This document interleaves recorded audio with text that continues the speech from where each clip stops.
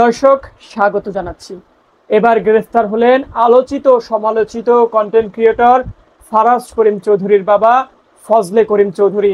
আখাউড়া সীমান্ত দিয়ে পালানোর সময় ভোর ৬টা ৫০ তাকে গ্রেফতার করা হয়। দর্শক, আমরা সবসময় যেমনটি দেখছিলাম, ফারাজ করিম চৌধুরী তিনি কিন্তু সমাজের নানা অনিয়ম নিয়ে ভিডিও বানাতো। এছাড়াও দেশে কোনো প্রাকৃতিক দুর্যোগ আসলেও সেখানে তিনি কিন্তু মানুষের পাশে দাঁড়াতো। একজন দেশপ্রেমিক সমাজসেবী হিসেবে নিজেকে সবসময় দাবি করত। এছাড়া দর্শক, ফারাজ করিমের বাবা কিন্তু অত্যন্ত প্রভাবশালী একজন এমপি কিংবা নেতা ছিলেন। চট্টগ্রামের রাউজানে তার মতো প্রভাবশালী নেতা দ্বিতীয়টি কিন্তু দেখা যায়নি। এছাড়াও দর্শক, টানা 5বারের মতো তিনি কিন্তু সংসদ সদস্য নির্বাচিত হয়েছেন। অথচ আজকে তাকে প্রাণ বাঁচানোর জন্য পালিয়ে ভারতে যেতে হচ্ছে। দর্শক, ফারাজ করিম সবসময় অনিয়ম দুর্নীতির বিরুদ্ধে কথা বললেও তিনি কিন্তু তার বাবাকে সৎ পথে ফিরে আনতে পারেনি। আজকে যদি তার বাবা সৎ থাকতো তাহলে কিন্তু তাকে দেশ ছেড়ে পালাতে হতো না।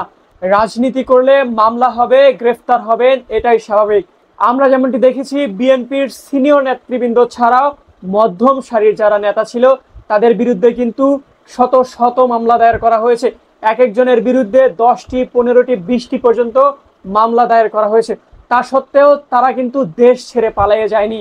অথচ আওয়ামী লীগের নেতারা আজকে কিন্তু দেশ ছেড়ে ভারতে পালিয়ে যাচ্ছে। আমরা যেমনটি দেখেছি, 5ই আগস্ট স্বৈরাচার শেখ হাসিনা সরকার পদত্যাগ করে ভারতে পালিয়ে যাওয়ার পূর্বে থেকেই কিন্তু আওয়ামী লীগের নেতারা দেশ ছেড়ে পালাচ্ছিলেন এবং 5 তারিখের পর থেকে এখন পর্যন্ত কিন্তু বিভিন্ন মহলের নেতাকর্মীরা ছাড়াও সরকারি কর্মকর্তারা, আইন শৃঙ্খলা রক্ষাকারী বাহিনীর নিয়োজিত কর্মকর্তারা তারা কিন্তু বিভিন্ন উপায়ে দেশ ছেড়ে পালানোর চেষ্টা করছে। তারা যদি সৎ থাকতো, তারা যদি অনিয়ম দুর্নীতির সাথে যুক্ত না থাকতো, তারা যদি হাজার হাজার কোটি টাকা অবৈধভাবে বাংলাদেশ থেকে বিদেশে পাচার না করতো, তাহলে কি আজকে তাদের দেশ ছেড়ে পালাতে হতো? কখনোই না। তারা কিন্তু নিজেদেরকে সৎ দাবি করতে পারলে আজকে কিন্তু তারা গ্রেফতার হতেন। তারা স্বইচ্ছায় আত্মসমর্পণ করতো, কেননা তাদের ভিতরে কনফিডেন্স থাকতো তাদের বিরুদ্ধে মিথ্যা মামলা দায়ের করা হয়েছে। কিন্তু আজকে আওয়ামী লীগের নেতাকর্মীরা মামলার সম্মুখীন হতে ভয় পাচ্ছে, কারণ তারা জানে তাদের বিরুদ্ধে যে মামলাগুলো দায়ের করা হচ্ছে সেগুলো সম্পূর্ণ সঠিক মামলা। এর থেকেও শত শত গুণ খারাপ কাজের সঙ্গে তারা জড়িত রয়েছে। গ্রেফতার বাণিজ্য, অন্যের বাসাবাড়ি, ব্যবসা প্রতিষ্ঠান দখল সহ শত শত অনিয়ম দুর্নীতির সঙ্গে যুক্ত আওয়ামী লীগের নেতাকর্মীরা। দর্শক, আমরা যেমনটি দেখেছিলাম, আওয়ামী লীগ সরকারের শাসনামলে যে সকল ব্যবসায়ীরা শত শত কোটি টাকার মালিক হয়েছেন, আজকে তারাও কিন্তু তাদের ব্যবসা প্রতিষ্ঠান ফেলে রেখে বিদেশে পাড়ি জমাচ্ছে। তাদের এই অর্থ উপার্জনের পিছনে সৎ কোনো কর্মকাণ্ড নেই, যার ফলশ্রুতিতে তারা কিন্তু বাংলাদেশ ছেড়ে বিদেশে পালিয়ে যাচ্ছে।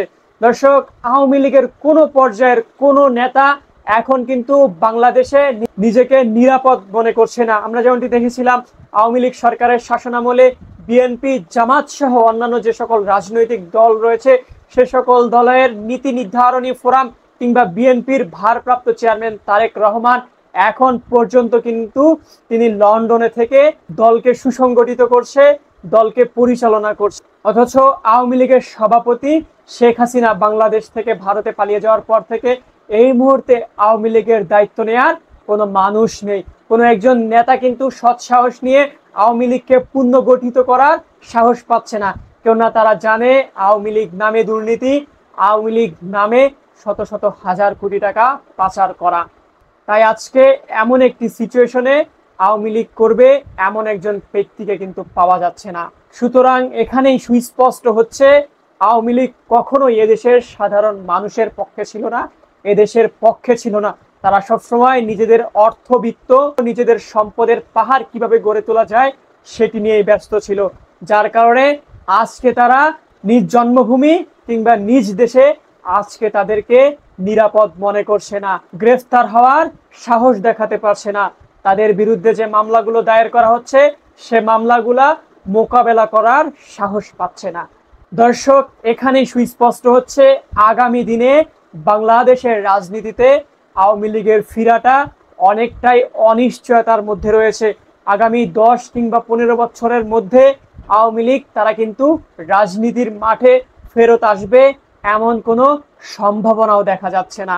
দর্শক, জামাত ইসলামীকে সবসময় স্বাধীনতা বিরোধী একটি রাজনৈতিক দল বলে আওয়ামী লীগ কিন্তু পরিচয় দিয়েছিল। এছাড়াও দেশে প্রকাশ্যে রাজনৈতিক কর্মকাণ্ড পরিচালনা সম্পূর্ণ নিষিদ্ধ ছিল বাংলাদেশ জামাত ইসলামীর।